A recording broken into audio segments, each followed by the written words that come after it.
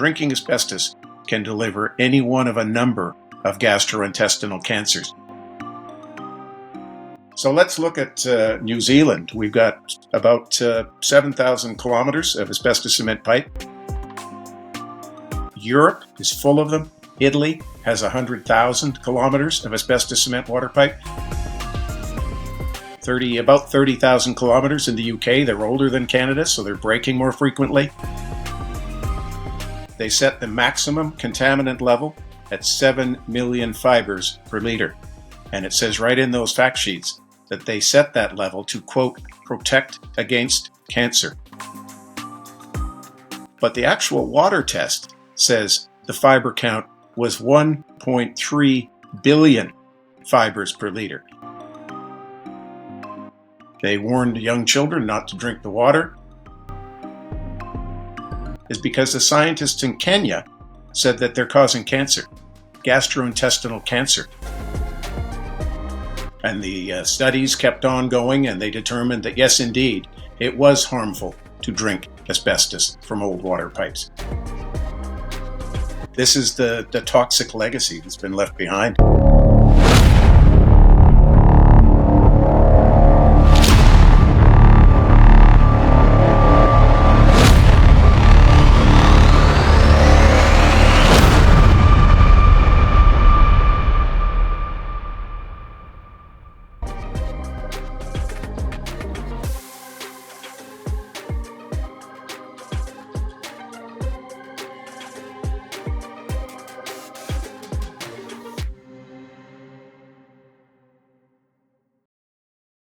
Welcome back to the Asbestos Still Kills Podcast. I'm Jason Milner. I'm Terri-Ann Berry. And I'm Robert McAllister. It's the first podcast of the year, 2026, and we've got a great topic lined up for you today, as we will be discussing the implications of asbestos-containing water pipes. Asbestos-containing water pipes in our communities with our special guest, Julian Branch from Regina in Canada. So, did everyone have a nice Christmas, New Year break? Rob? Yeah, pretty good for me. Nice weather. Couldn't moan at all. We had a few rainy days, but that was good as a bit of a break because we've had a bit of a heat wave for what I can say, Julian, this side of the world. So it appears that it's been a bit cold the other side. So, yeah, no, it's been really good, restful. Terri-Ann? Yeah, same here. I mean, look, I'll never get over the joy of being able to swim in the sea on Christmas Day. It's something that we never did in the UK, and it's quite fantastic. So, yeah, very restful too. And, yeah, lovely to have family time. What about yourself, Julian? Have a nice Christmas, New Year? Not quite as warm as you folks. A bit more snow here. We were hovering around minus 20 for Christmas, but it was brilliant. Wow. We had lots of family over. It was a fabulous getaway. Fantastic. So let's start with a team question. What's one thing that you'd like to achieve from our podcast for 2026? Rob?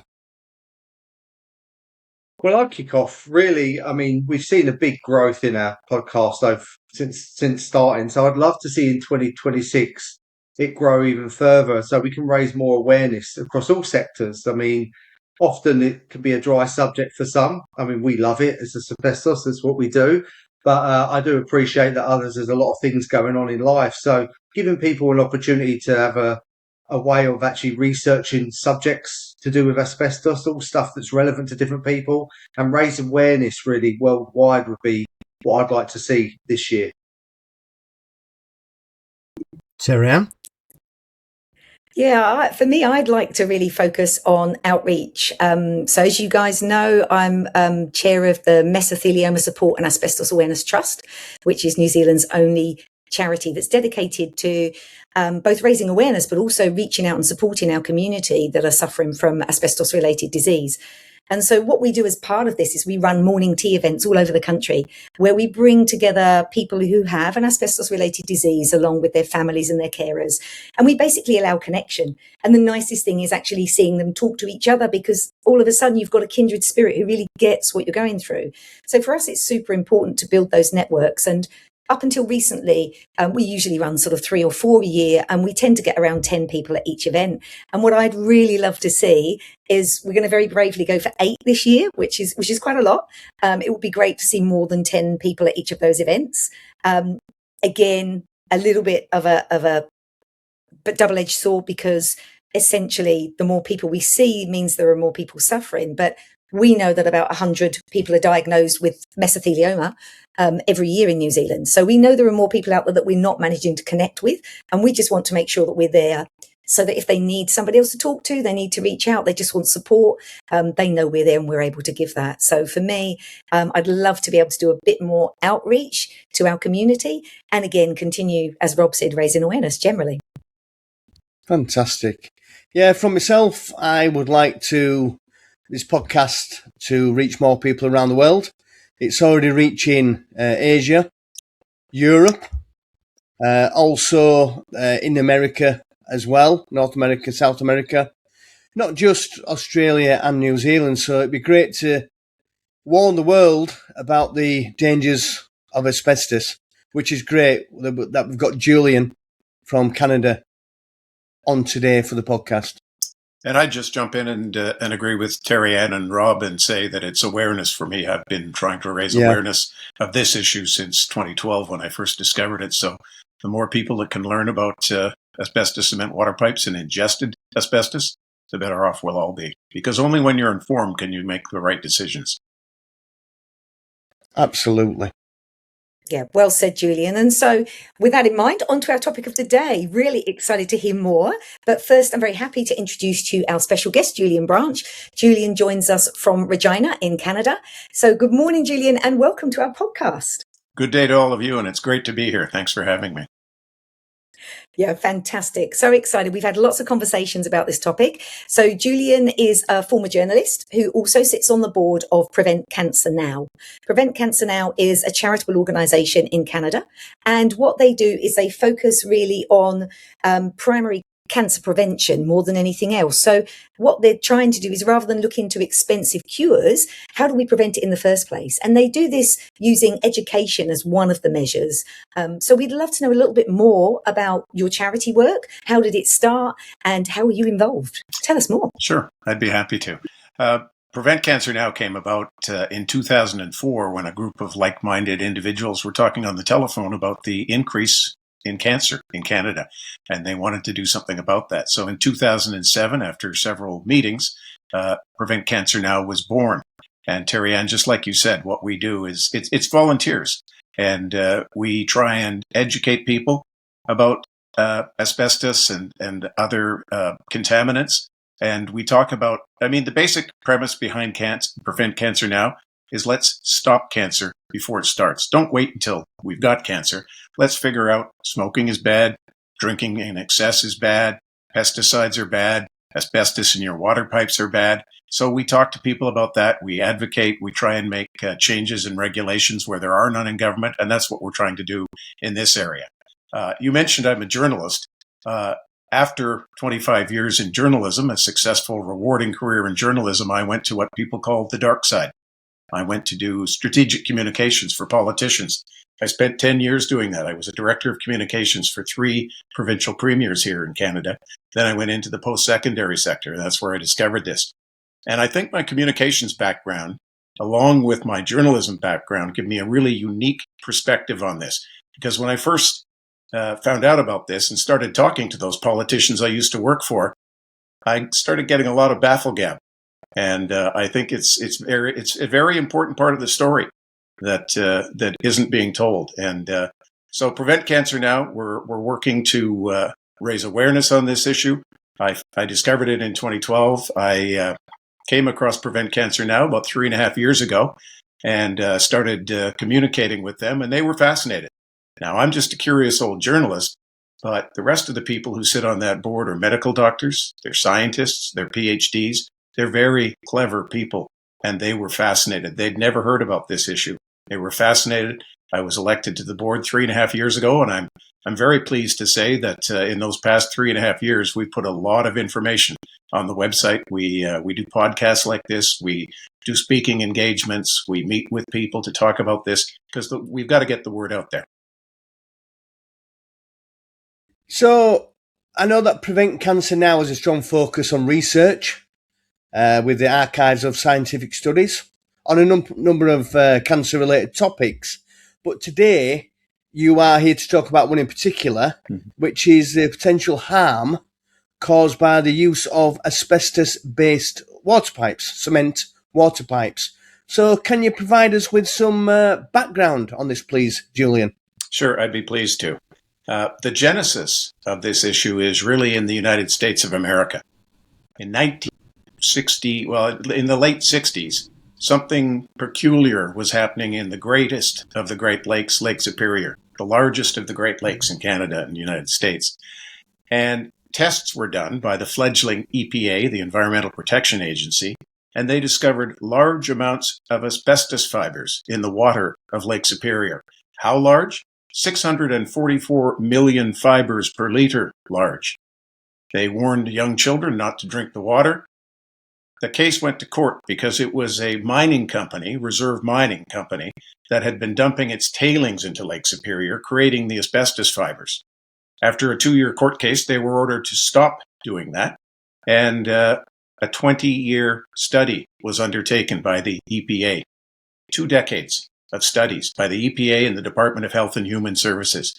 And in 1992, the United States of America regulated asbestos in water because during that time, they had discovered there were close to 600,000 miles of asbestos cement water pipes that have been installed in America. They knew they had to do something. They started back in the early 70s by looking at how much asbestos was in American water. There was already quite a bit. Then they looked at the pipes and was it harmful to drink asbestos? And it was determined very early on in those investigations that ingested asbestos passes through the gastrointestinal tract. That is the magic marker. And they determined that in the 1980s. And the studies kept on going, and they determined that, yes, indeed, it was harmful to drink asbestos from old water pipes. So in 1992, the United States Environmental Protection Agency regulated asbestos in water. You look at 92 fact sheets from the EPA, they set the maximum contaminant level at 7 million fibers per liter. And it says right in those fact sheets that they set that level to, quote, protect against cancer. 1995 fact sheets from the EPA say the long-term health effects from drinking asbestos from old water pipes is lung disease and cancer. Now, it gets a little confusing because if you look at the EPA website today, the only health impact from drinking asbestos is an increased risk of benign intestinal polyps. How and when did drinking asbestos stop causing cancer in America? And that's the genesis of this issue. It's the United States of America that studied it for 20 years and has regulated since 1992. Wow. Yeah, and I'd just like to say that I when you told me this story, I had to go and have a little look because I was kind of blown away by it. Because when I first started researching into asbestos, this was back in the sort of early 2000s, I remember reading very clearly that there was evidence that it could cause harm by inhalation and ingestion.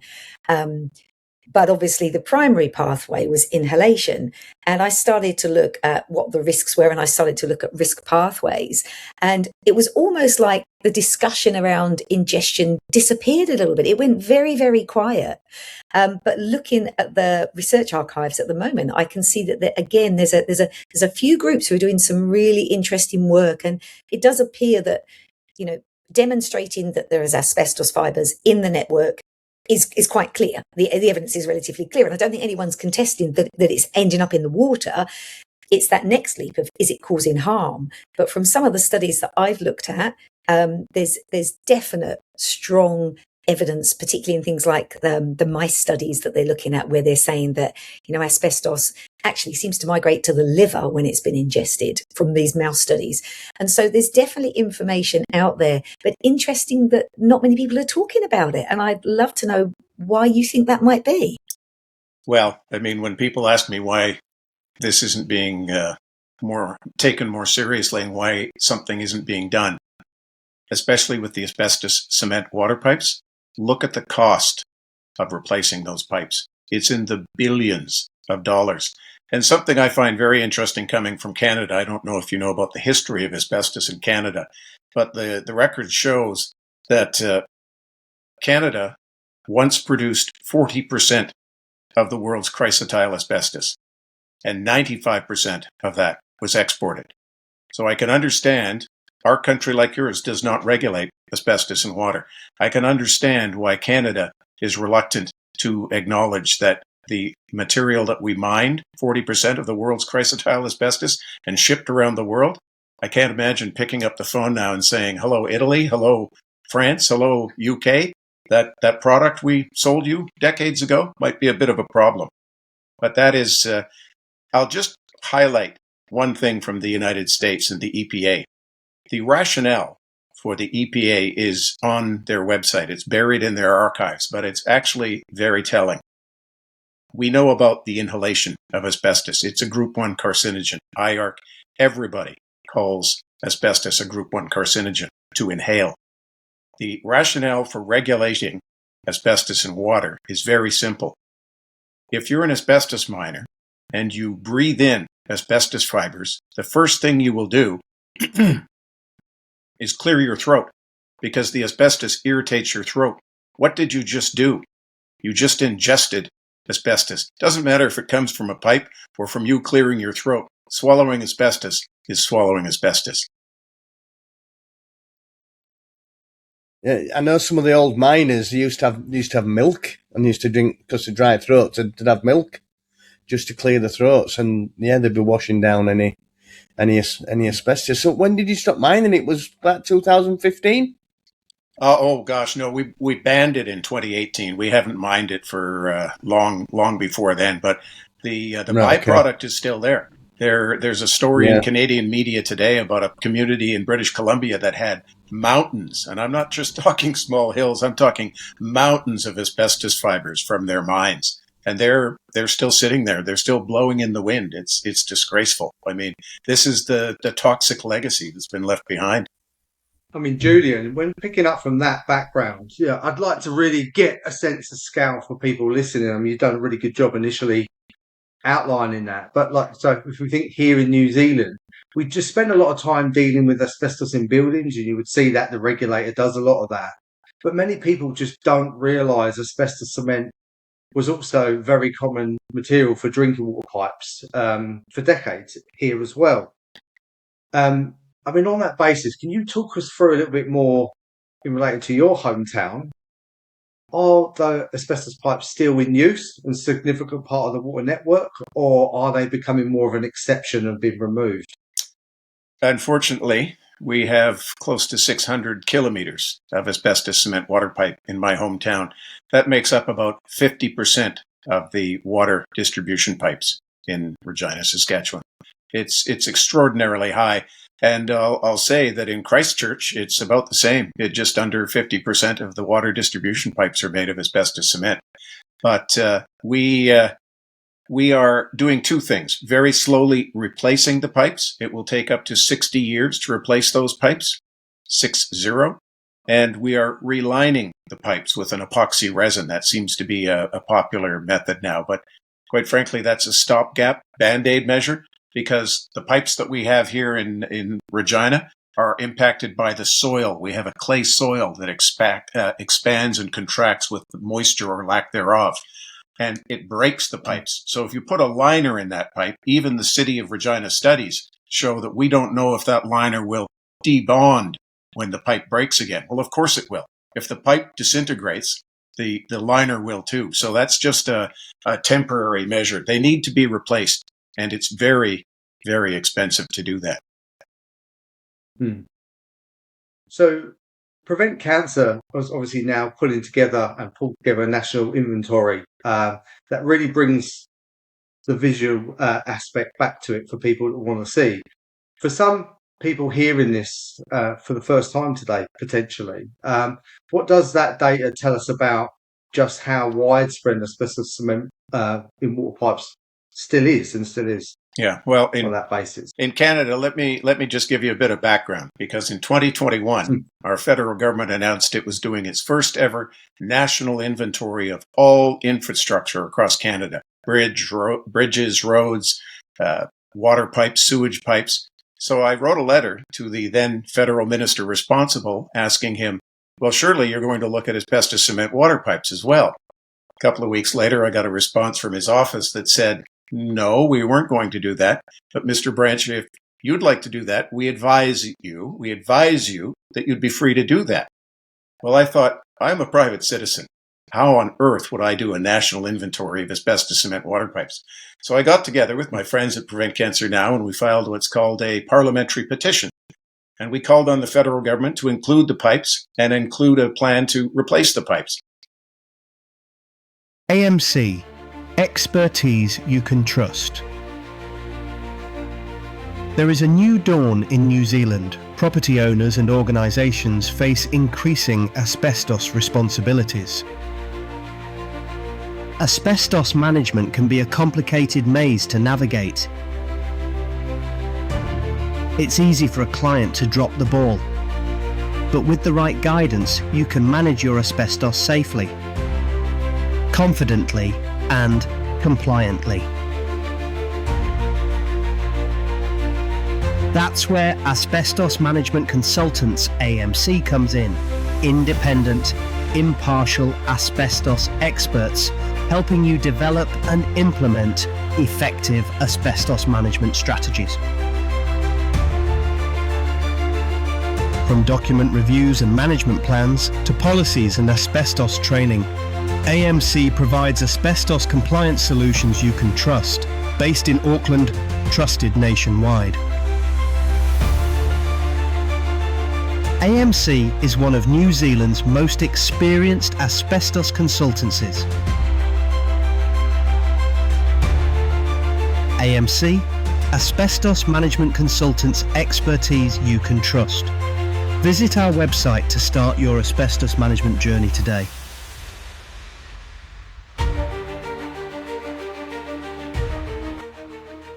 Visit our website at www.asbestosmanagementconsultants.co.nz.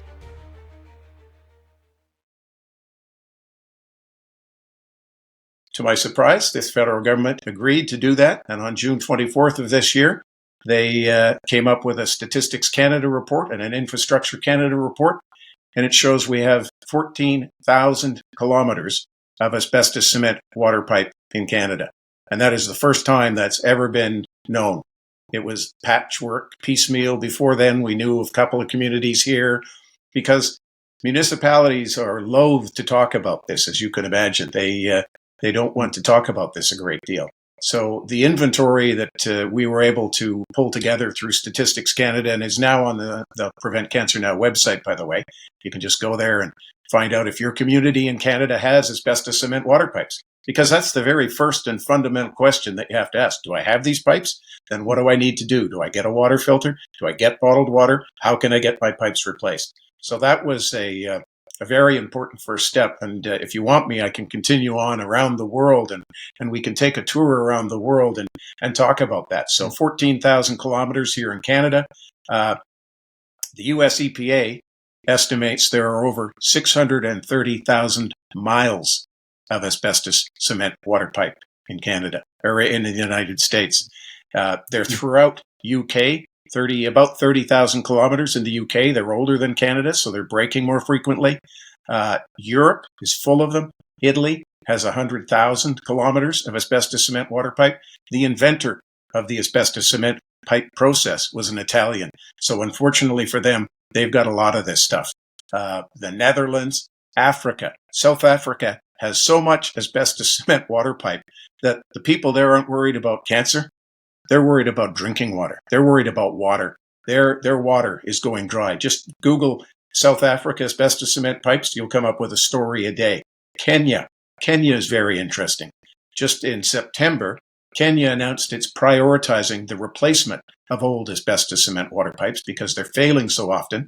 And they said the reason they're doing that is because the scientists in Kenya said that they're causing cancer. gastrointestinal cancer. There are some scientists who know what they're talking about. Australia, 40,000 kilometres of asbestos cement water pipe. James Hardy and Sons, I think the same fellow that put all yours in place. Yeah, so I suppose on that basis, I mean, pretty scary facts there that you've raised. And looking at a population basis, you're looking at very similar sort of positions I'm seeing across those countries on that basis. But from an international perspective, what, in your view, could be done here like you've done in Canada? Do you think the inclusion of a national register and or governance of that should proceed forward in New Zealand? Absolutely. The number one thing that has to happen is federal regulation. I call it the circular conundrum, because our federal government, like yours, says, well, the World Health Organization says there's no consistent, convincing evidence that ingested asbestos is harmful. Therefore, we won't regulate it. Well, when you look at that statement, and that's exactly what it says on the World Health Organization website, there's no consistent, convincing evidence that ingested asbestos is harmful. That's a bar that's almost impossible to reach. You cannot ever show that there's no consistent, convincing evidence. There's no consistent, convincing evidence that smoking tobacco causes cancer, for that matter. But the number one thing that has to change is federal regulation. Without that, the provincial governments, your state governments, the municipalities, they all look back to the federal government and say, well, we don't even test for asbestos in water because there's no regulation.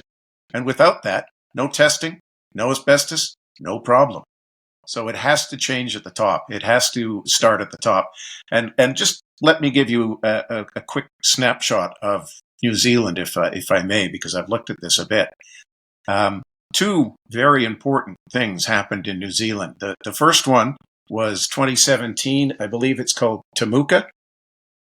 The pipes were so clogged with asbestos. There are pictures in reports of a fibrous white paste caught in the screens of kitchen faucets and garden hoses. It's a thick, white, grayish sludge in these filters. Now, keep in mind that asbestos is measured using transmission electron microscopy. They use microscopes. This is microscopic fibers. So when it's clogging up one of your filters like that, that's going to be in the billions. And the reason I say not the million fibers per liter, as is the standard in the United States, 7 million fibers, that's going to be in the billions, because there's a city in Brockway, Pennsylvania, in 2024 that had the exact same picture on Facebook of a kitchen faucet with a gray sludge in it.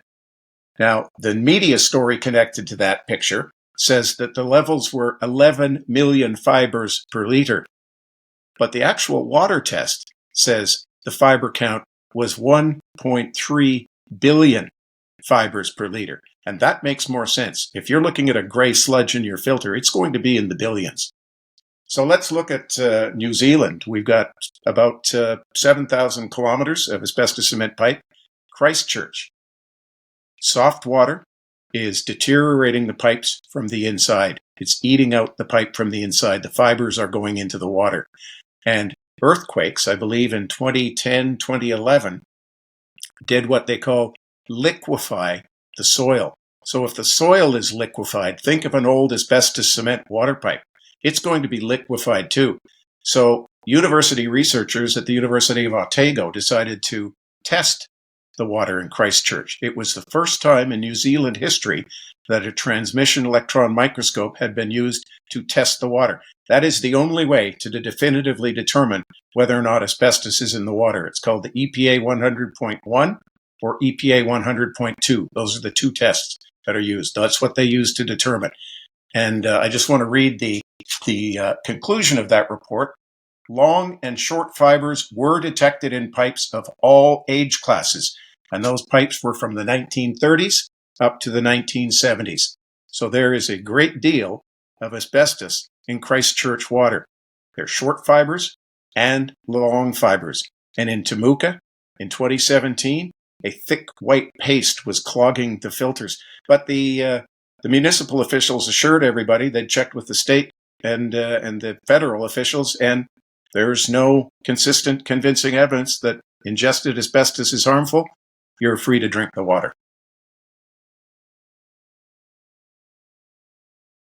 I'd like to actually go back, Julian. This consistent evidence is an interesting place to have a little bit of dialogue, because as a researcher, one of the things I've found is that the commitment to spend money on asbestos research is ever decreasing. It used to be quite a high priority in the EU, and I've heard now from colleagues in Italy that it is now no longer a priority. And even though it's one of the most researched topics in the world, if you look at the number of papers, there are a huge number of papers on the topic. It's still very difficult to get research funding. And my theory behind this is around the fact that it's very difficult to actually make that direct link and say, if you get exposed to asbestos, this is how likely you are to develop cancer in however many years. It's not like something where there's a really clear and immediate cause-effect type scenario. And I think that stops people from feeling like they need to do something about it. So your comments about the fact that there's no clear evidence is a really interesting one, because, as you say, you might say that about lots of other materials that are harmful that there are regulations for. So my thinking here is, does this mean that a huge part of this is going to be about making our communities aware of the risks so that they have a voice? I know that with some substances, they might not actually be necessarily a high risk, but if the communities are really unhappy about it and really concerned about it, regulations can be put in place. And I wonder whether or not asbestos is one of those things where people are really fearful of it, so they pretend it's not really there. And also there's a whole lot of people who aren't aware of it.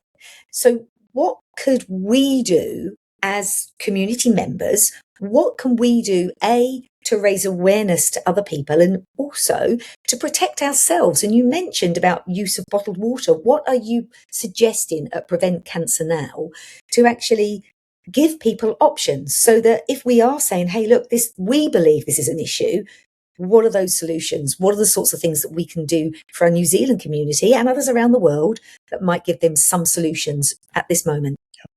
It comes back to regulation. We need to get our federal governments to regulate this so they test. And I'll give you the example of lead. Lead in Canadian water is regulated. We know it's a danger. We know it's a health concern. Here in the city of Regina, we have not only 600 kilometres of asbestos cement water pipe, we have a lot of lead service connectors running into people's homes. The city of Regina offers free water filters. They help you replace your lead service connector. That's because lead is regulated in Canadian water. Asbestos isn't, so everybody says, no, it's fine to drink the water. That thinking has to change, and that's what Prevent Cancer is doing, is trying to raise awareness of this, to let people. Nobody knows about this. Very few people in the world know about this. And the other thing that asbestos has going in its favor, as you mentioned, Terri-Ann, the long latency period. It can take up to 40 years for asbestos-related diseases to take hold.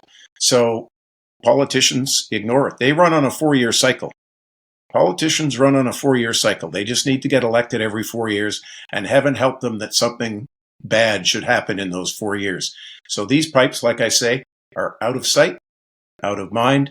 Nobody knows about them. Nobody's talking about them. We need to change that and make people aware. When I first raised this with the very first politician I sat down with, it was a local city councillor here in Regina, and I've read the research that happened here in Regina, and we'll talk about that in a minute. But she sat down, she looked at the research I had in 2012, and she looked me dead in the eye and she said, "Julian, you've got to stop this. You're going to scare people." Well, it's not my intention to scare anyone.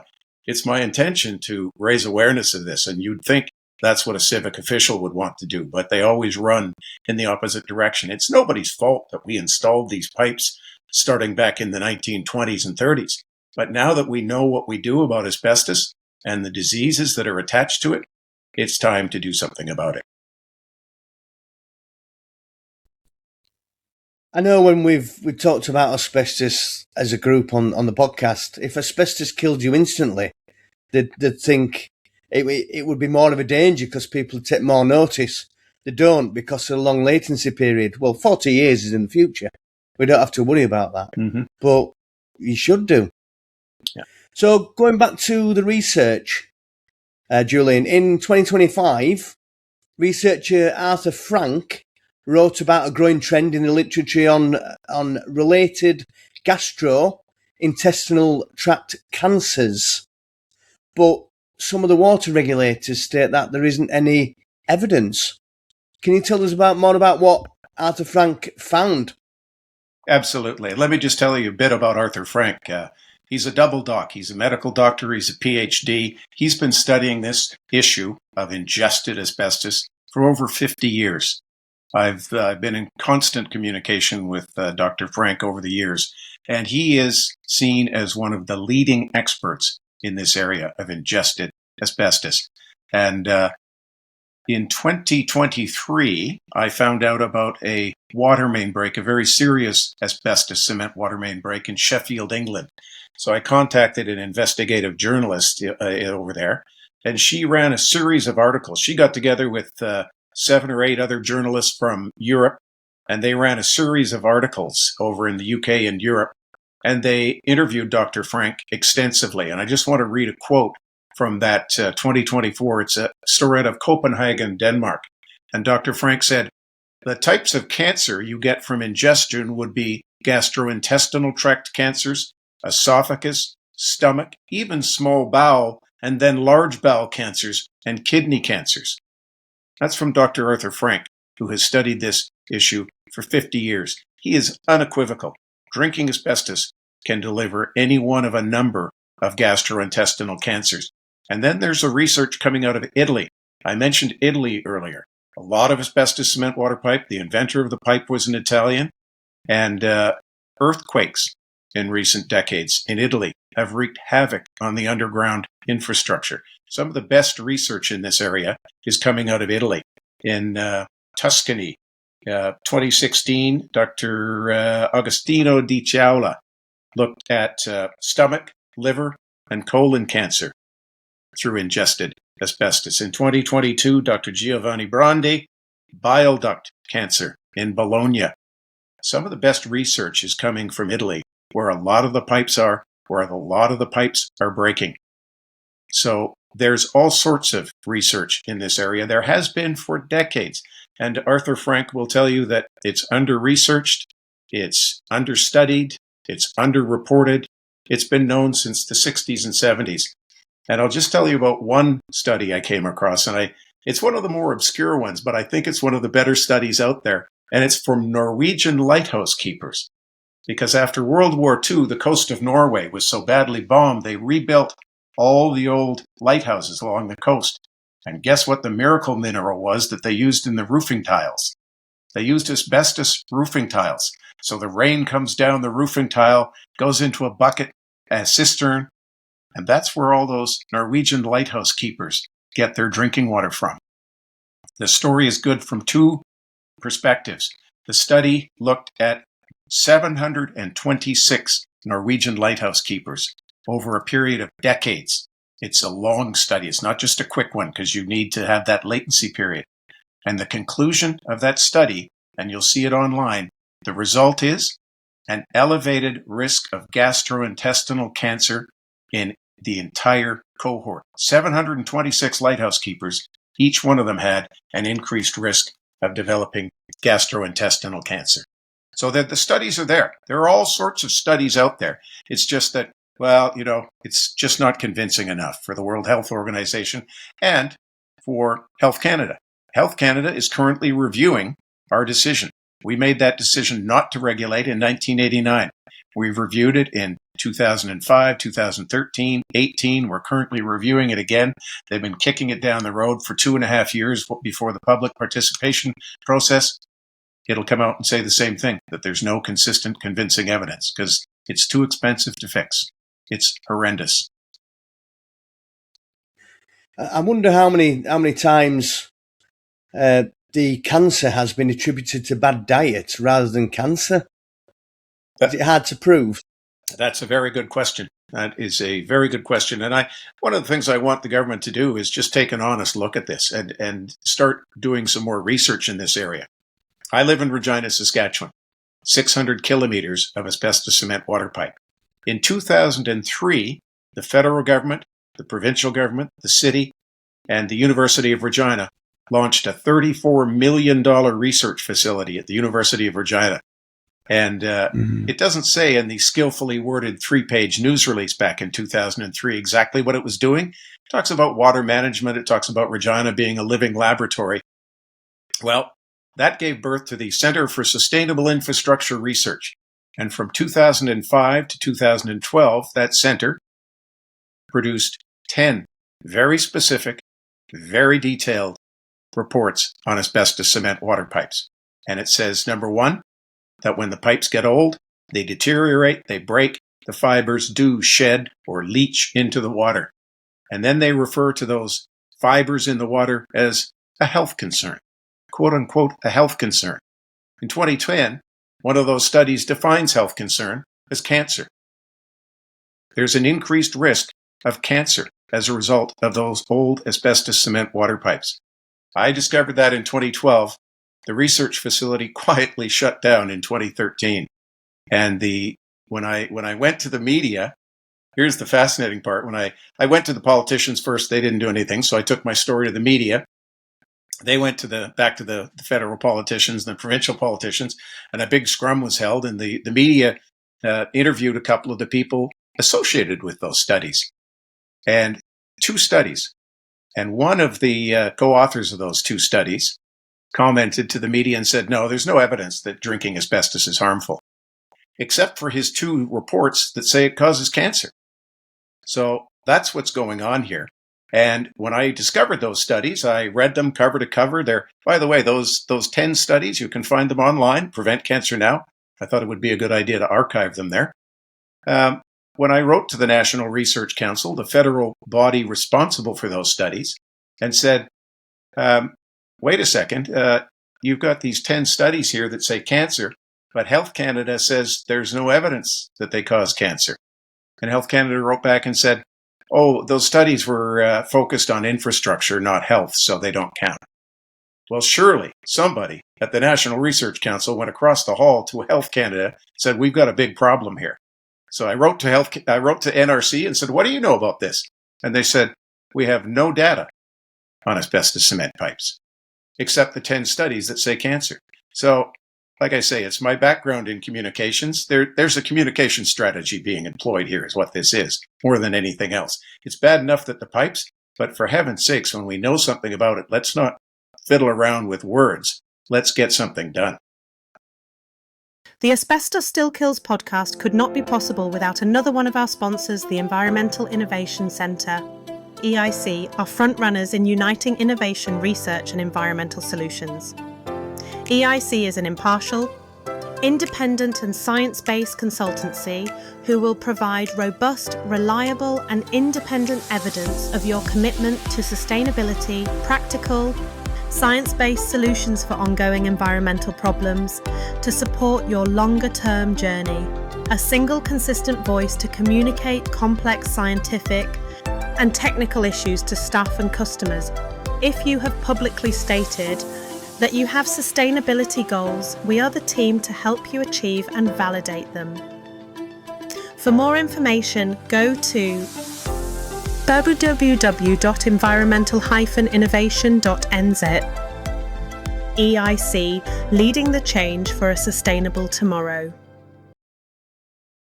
There is one thing that works in our favour, and you mentioned about Italy having such an incredible cohort of amazing asbestos researchers, and I absolutely agree with you. I'm very lucky that I've been partnered with Professor Elena Belluso at the University of Torino, and what they're doing is they're actually using animals to look at the sort of distribution and the impacts of asbestos. And the great thing about animals is that you can take out some of the variables. So Jason was mentioning about, is it easy to separate impacts of bad diet from the impacts of asbestos in terms of gastrointestinal cancers.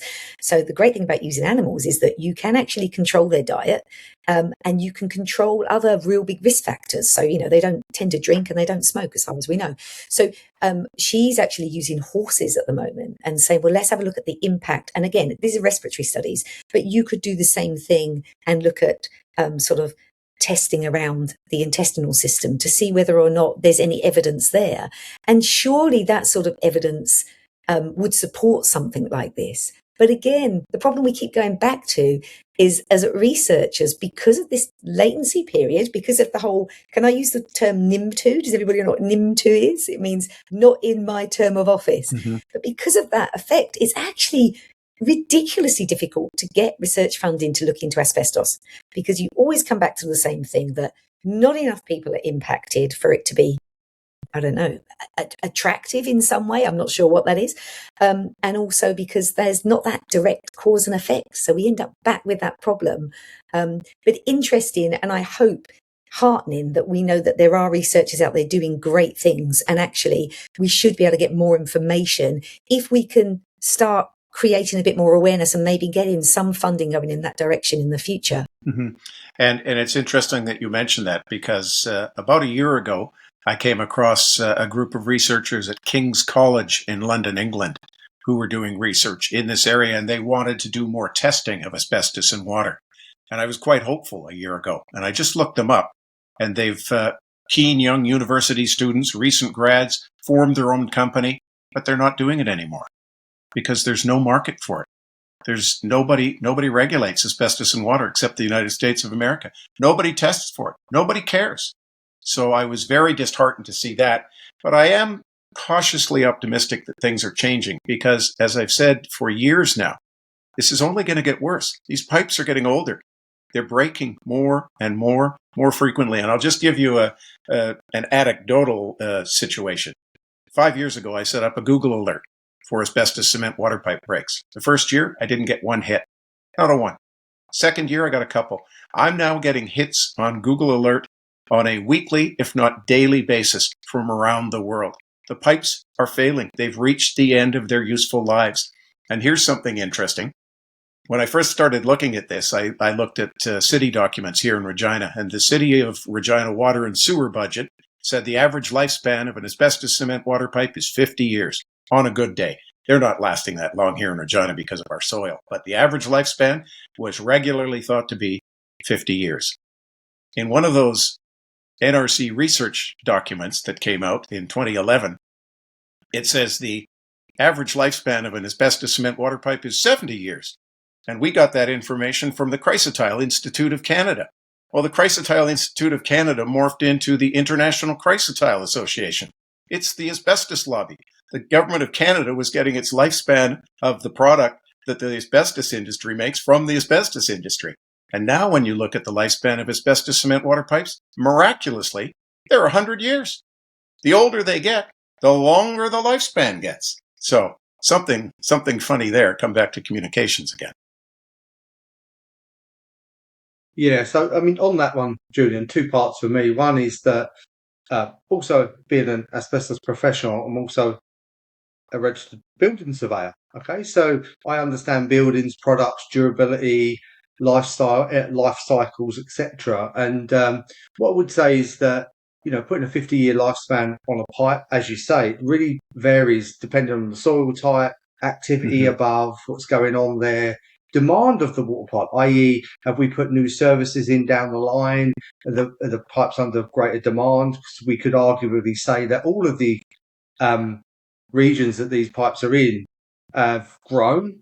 We've got more houses, more demand on those pipes. So even if you said, hey, the original intention lifespan of this pipe is 100 years, you could arguably say, well, now we've got twice, 3 times the capacity requirement for this particular pipe, a lot more water running for it every day, and that would subsequently impact the life of that particular service. So I think that sometimes that's brushed under the table, I have to say, from that experience. But if we sort of come back to the average listener, Julian, we would say that, like, your parents, homeowners, people purchasing these properties fed by these pipes, school communities, etc.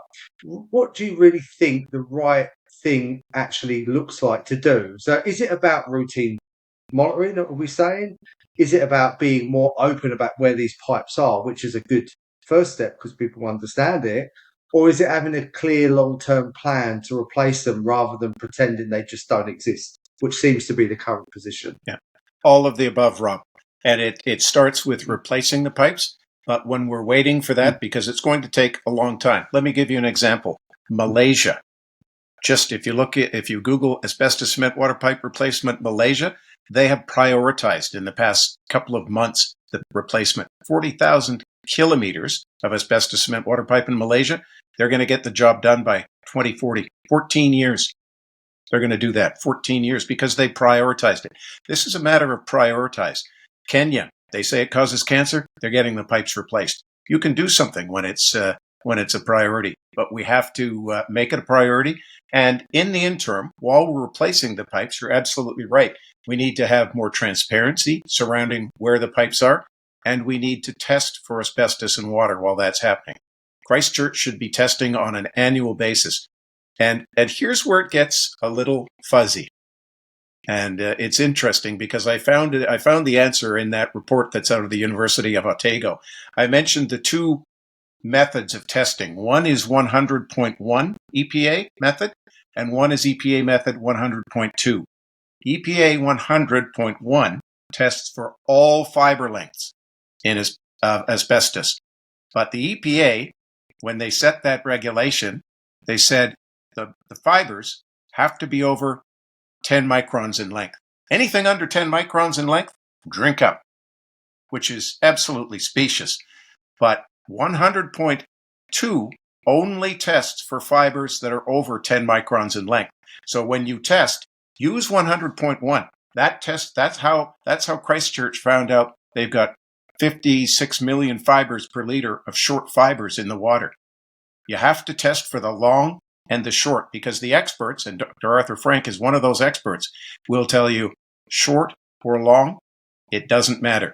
Asbestos is asbestos, and you guys know there is no safe level of asbestos. It's completely bizarre to me that if you were drinking a 9.98 micron fiber, that's okay. But if it's 10, that's the line you can't cross.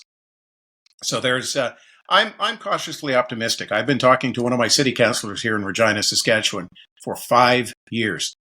Civic politicians are very scared of this because the water pipes are their responsibility. They have to pay for them. They have to raise taxes to pay for that water pipe replacement. But my argument to the councillor is, and get this, from 2010 to 2022, we had 2,477 asbestos cement water pipe breaks in Regina, Saskatchewan. Almost 2,500 asbestos cement water main breaks in a 12-year period. That's costing millions of dollars in emergency repairs. City councillors get that. Let's figure out a plan to fix this so we don't have those emergency repairs. You wouldn't know this, but in Calgary, Alberta, just our province next door, they've had a massive, it's been in the international news, they've had a massive feeder main break, a big primary main that delivers water to the distribution pipes. And they had a report done, and they said, the reason these keep breaking is because you've ignored the water pipes for 20 years. Well, that's what's happening with asbestos cement water pipes, times 2. Nobody knows about them. We're not paying attention to them. They're deteriorating and breaking in increasing numbers. It's time to address this issue. Yeah, I mean, bringing that back to New Zealand, you'll see if you look anywhere in the media, the challenges we're facing, especially in Wellington Central, with leaky pipes. But if we had the opportunity to talk to the authority and or the minister, what would you really say to them was the most sensible first step? Not to panic, not to alarm, but just good, responsible management. How would you broker that conversation with them if we have the opportunity? Well, I'm trying to broker that very conversation with municipalities right across Canada. As a matter of fact, just yesterday I applied to be a speaker at the Federation of Canadian Municipalities upcoming conference in Edmonton this spring. And the message is, this is nothing to be scared of. You're absolutely right. Don't panic. I don't want to scare anyone. I just want to inform you that these pipes are out there. It's something that we should take note of. I urge people to do their own research and read the research that's coming out of Italy. Read the research that came out of the United States of America in the 1970s and 80s. It's been around for a very long time. And I come back to what the United States found years ago, that ingested asbestos passes through the gastrointestinal tract.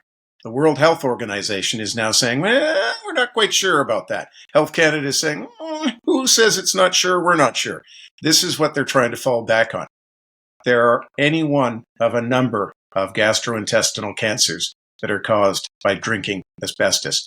We don't need to alarm people, but we need to make them aware that these pipes are out there, and there's a lot of them. There are a lot of these pipes around the world, and we need to start looking at this and taking it seriously.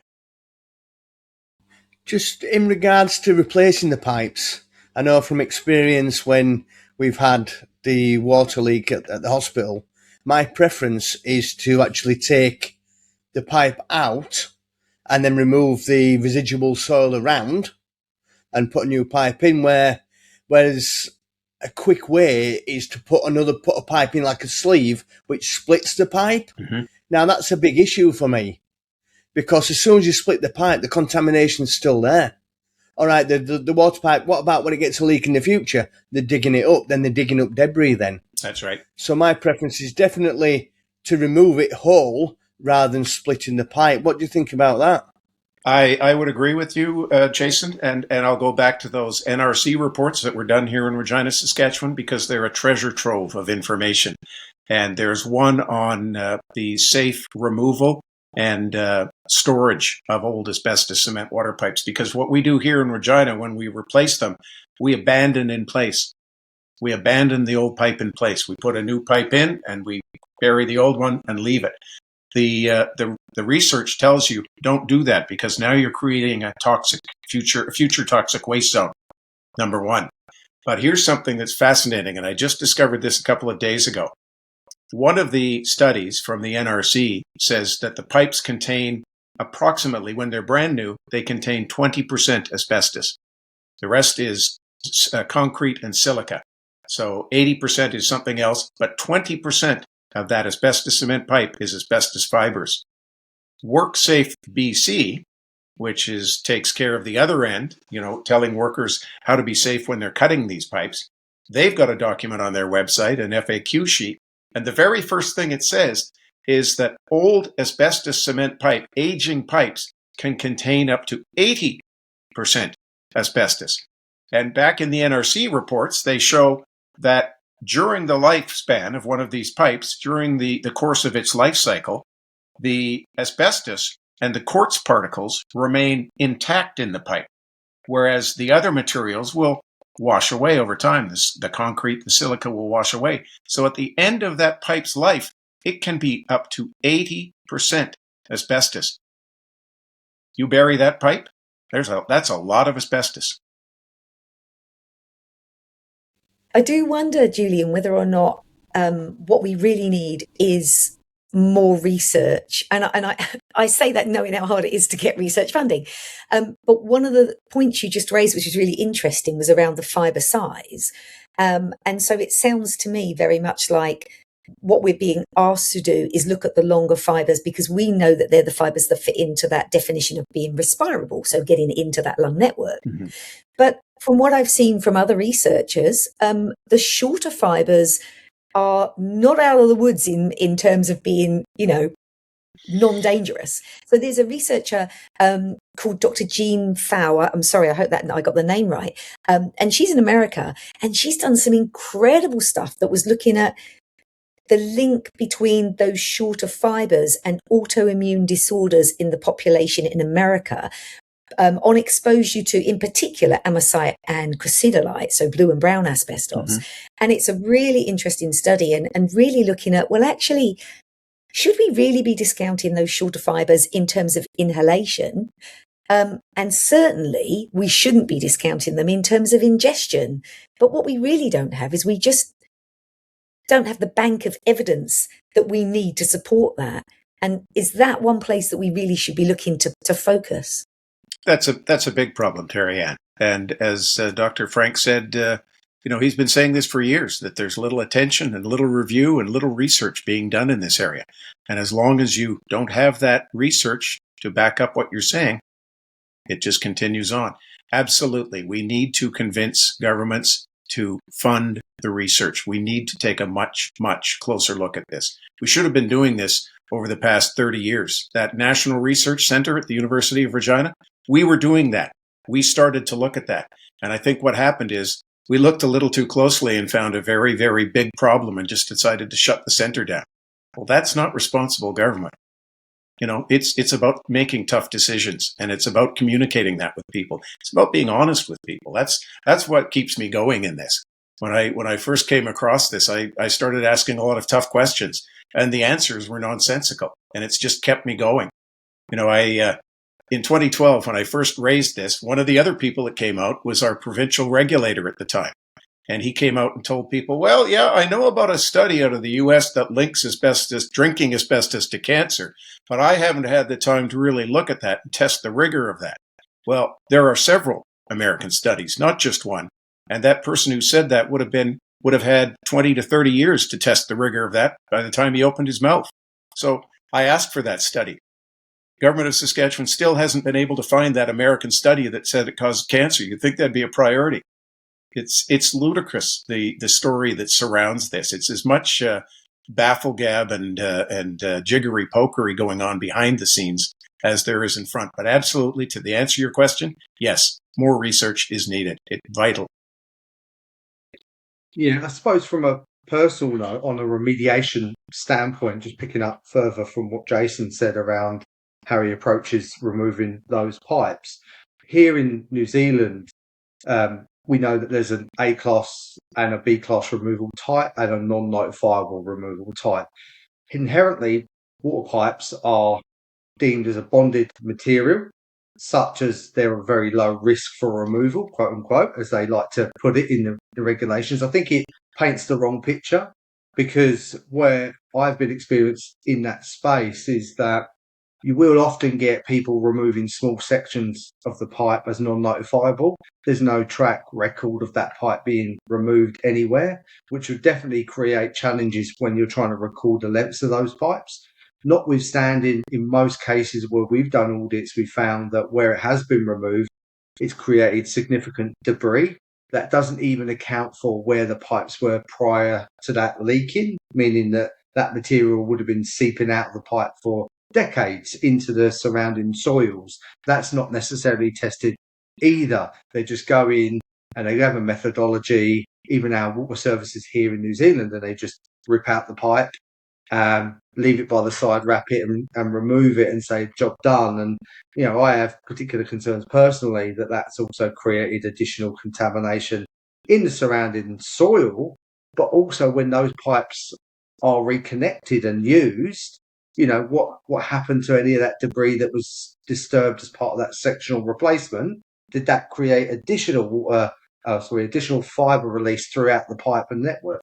So as you say, as they age, even beyond that, there's a human factor where we are actually dealing with them. Are we doing it in the right way as well, is a question I have. Mm-hmm. And it's interesting that you mentioned that, Rob, because just recently, after the inventory was done in Canada, I started making contact with water managers in the areas where they have a lot of asbestos cement pipe. And one area is Texada Island, one of our Gulf islands between Victoria and Vancouver.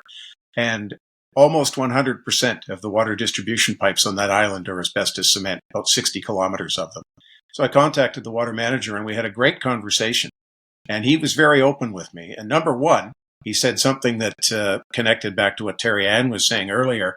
He said his main concern with these old pipes is they cannot handle the pressure. If they get a fire on Texada Island, he said, these pipes will blow apart. They cannot handle the pressure needed to fight a fire. But his second concern and his second observation was this. He said, I cut into these pipes all the time. I'm repairing them all the time because I'm the guy in charge. I get into a full hazmat suit and I go in there and I cut that pipe. And he said, I can tell you without a shadow of a doubt, when I cut that pipe, some of the asbestos fibers will enter the water. They, one way or another, They'll enter the water. They'll enter the environment. And he was shocked when I was telling him some of the things. He had no idea. And this was a water manager. A lot of these people are not trained to deal with asbestos cement water pipes. And I've dealt with organized labor over here a lot for some reason. And they run the water systems in the cities and municipalities. They're all unionized workers. I have a sneaking hunch that I don't think the unions have been as transparent with their members as they could have been, because I cannot get one union member in Canada to back support for an education campaign on these pipes. They don't seem to want to educate their members too much about them at all.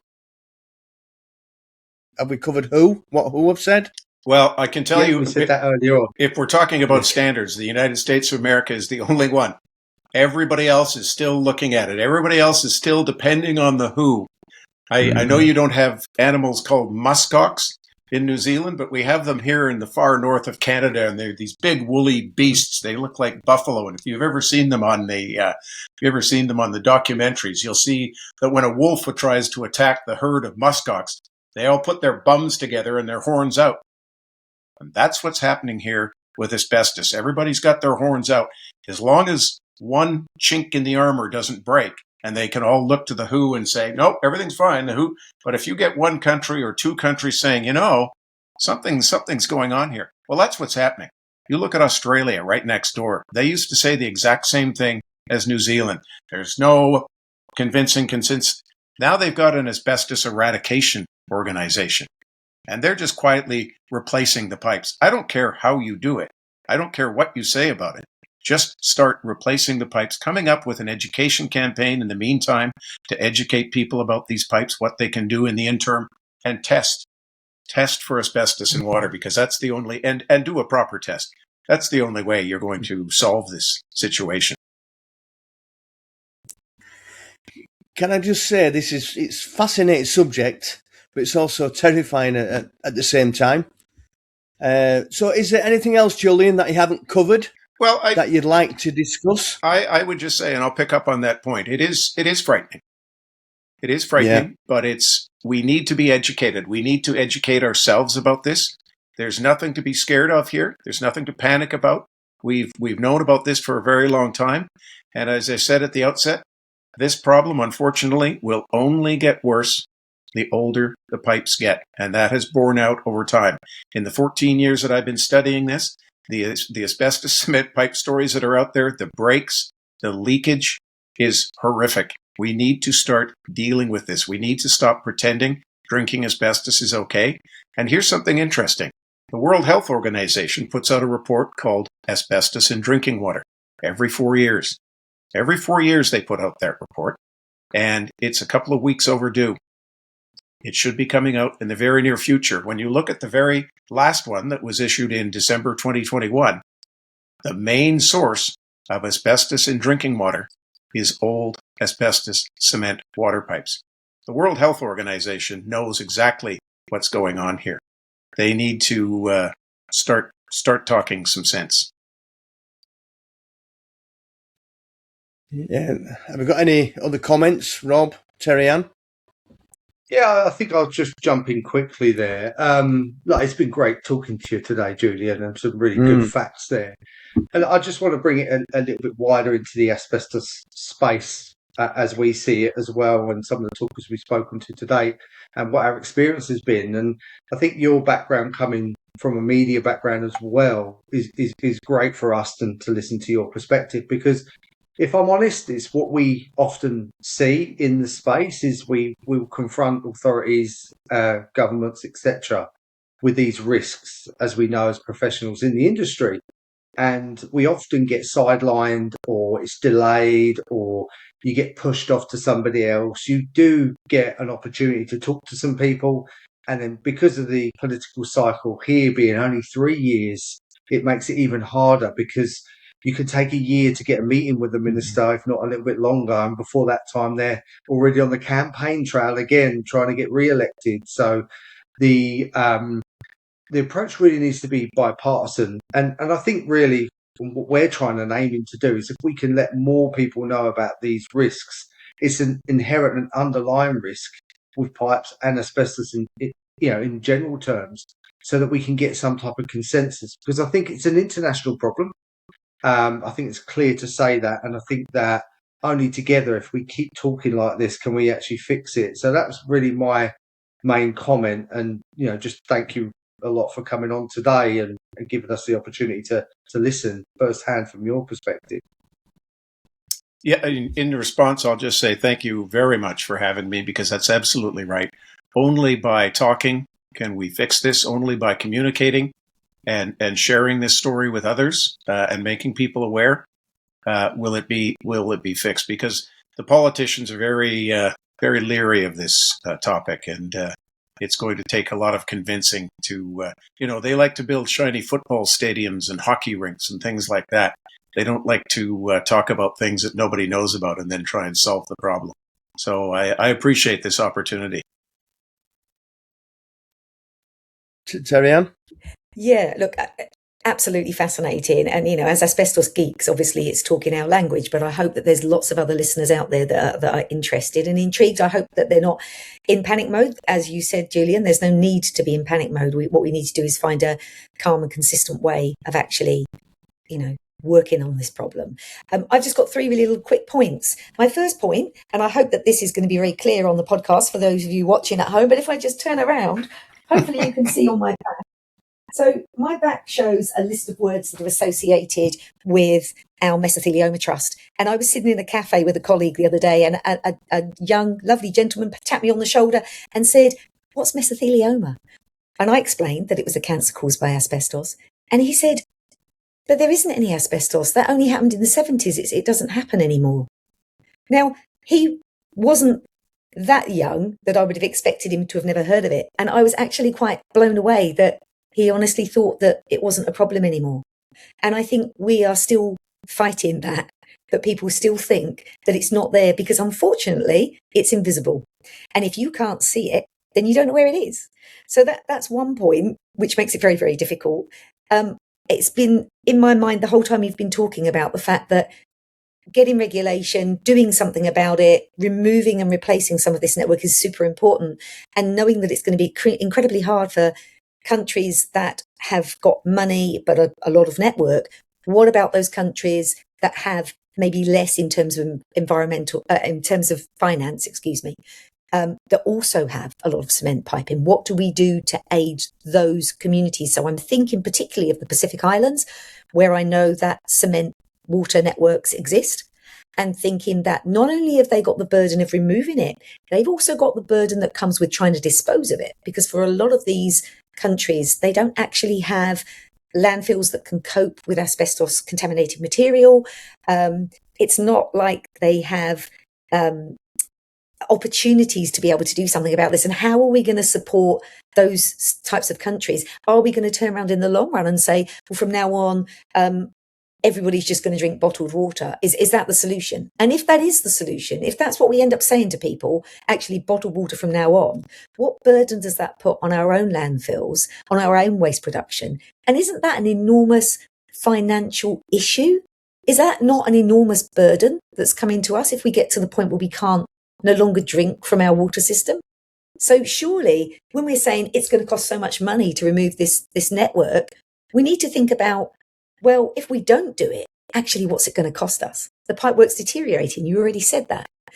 All those sorts of things really should be considered in a bit more of a holistic viewpoint, rather than just saying, well, it's expensive. Mm-hmm. But maybe I'm preaching to the converted. But they were just things running through my head. Yeah, and you raise a very good point there, Terri-Ann, and I'll just pick up on that quickly. For years, I've maintained this is a case of you can pay me now or you can pay me later. That's what this is. And the human beings that we are, we're quite creative when we run into problems. And there is a new method of dealing with these pipes that has just come out in the past couple of years. It's called close tolerance pipe slurification. Look it up. That's where I found out about the 630,000 miles of pipe in the U.S. This close tolerance pipe slurification, it's not cutting open the trench. It's not relining. It's not what it is, as in layman's terms, if I may. It's inserting a couple of straws into the pipe and turning it into a slurry, grinding the interior of the pipe up, and then sucking it out through those straws, encasing it in concrete, and taking it away for disposal. Close tolerance pipe slurification. It was fast-tracked by the US EPA in the last couple of years. That gives me hope that they're taking this seriously. So we're coming up with new ways to deal with this problem.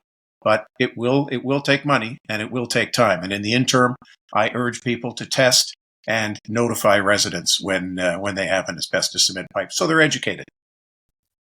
Yeah, I agree. There's got to be a structured and scheduled approach to replacing the pipes or making good, especially as the pipes are aging.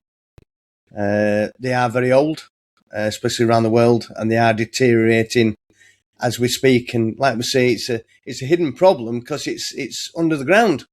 We don't actually see it, rather than seeing the deterioration on the buildings and the asbestos. So sometimes it is forgotten. So on the Asbestos Still Kills podcast YouTube channel, there'll be all the links to all the evidence and all the papers. Did you say there's a Google link where you can report asbestos pipes? Do you want me to put that link on for you, Julian? If people want to write to me and let me know where their asbestos cement pipes are, I'd love to hear about it, because I'm fascinated by this, and the more people I can find out from, the more we can do to solve this problem. But I don't have a Google link. What I would say is, if people want to go to the Prevent Cancer Now website, we've got a great deal of information there. I'd ask you to go there and do your own research. Look into this. That's great. Well, I think you're inspirational, and it's been fantastic having you on the Asbestos Still Kills podcast today.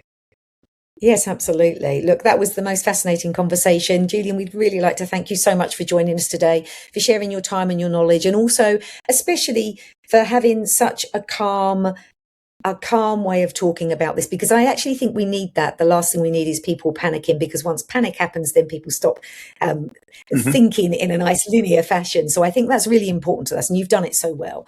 I'd like to thank our audience. Thank you, everybody, for listening in today. And thanks again to our team. Now, we'll be back again in about 2 weeks' time with our next podcast.